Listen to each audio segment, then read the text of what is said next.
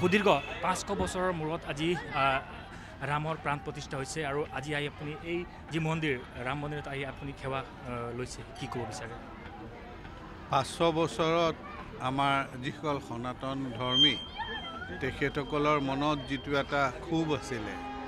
যিটো তেখেতসকলৰ মনত এটা গ্লানি আছিলে এই ক্ষোভ গ্লানিক আজি দলিয়াই অযোধ্যাত ভগৱান ৰামৰ জন্মস্থলীত এটা সুন্দৰ মন্দিৰ স্থাপন কৰা হ'ল আমি সকলোৱে অত্যন্তই সুখী আৰু আজি ইয়াত এখেতসকলেও এটা ৰাম মন্দিৰ বনাই আছে এই ৰাম মন্দিৰটোৰ যথেষ্ট কাম আগবাঢ়িছে আৰু ভৱিষ্যতে সম্পূৰ্ণ কৰিম আমি ইয়াত এটা ৰাম মন্দিৰ ভাল যেহেতু 500 বছৰ প্ৰতীক্ষা কৰিবলগীয়া হৈছে আৰু আজি সমগ্ৰ দেশৰ নেতা হওক ৰাজনেতা হওক সকলোখিনি তাত গৈছে কি ক'ব মই ভাবোঁ যে সমগ্ৰ দেশক একত্ৰিত কৰিবলৈ যিটো এটা প্ৰয়াসৰ প্ৰয়োজন আছিল সেই প্ৰয়াসটো আজি স্বতঃস্ফূৰ্তভাৱে ৰাইজৰ মাজত আমি দেখিবলৈ পাইছোঁ আৰু এটা সময়ত নিজৰ প্ৰভুত্ব স্থাপন কৰিবৰ বাবে তেওঁলোকে সনাতন ধৰ্মক তেওঁলোকে মানে তেখেতৰ অধীনস্থ কৰিবৰ বাবে তেখেতসকলে যিটো কাম কৰিছিলে সেই যিটো এটা আমাৰ সকলোৰে বাবে এটা ভীষণ ক্ষোভৰ কথা আছিল সেইটো আঁতৰিছে গতিকে মই ভাবোঁ যে এইটো এটা সুন্দৰ পদক্ষেপ হৈছে সমাজবাদী পাৰ্টি আৰু কংগ্ৰেছে এই মন্দিৰক লৈ পেলাই তেওঁলোকে বিৰোধিতা কৰি গৈ আছিলে মই এই সম্পৰ্কে কোনো মন্তব্য দিব নিবিচাৰোঁ আজি অন্ততঃ ভগৱানৰ লগত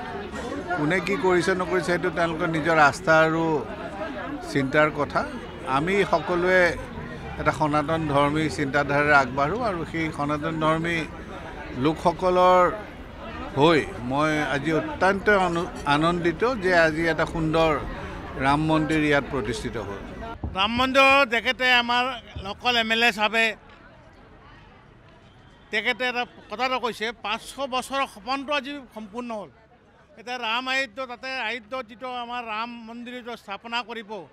আজি এই উপলক্ষে আমাৰ মৰাখালী যিটো সমাজ আছে ৰাইজ আছে সব গুৱাহাটী পৌৰ নিগমৰ চাফাই কৰ্মচাৰী বেছিকৈ আছে আগে ভাগে সকলো মিলি পেলাই ৰাম মন্দিৰটো আমাৰ MLA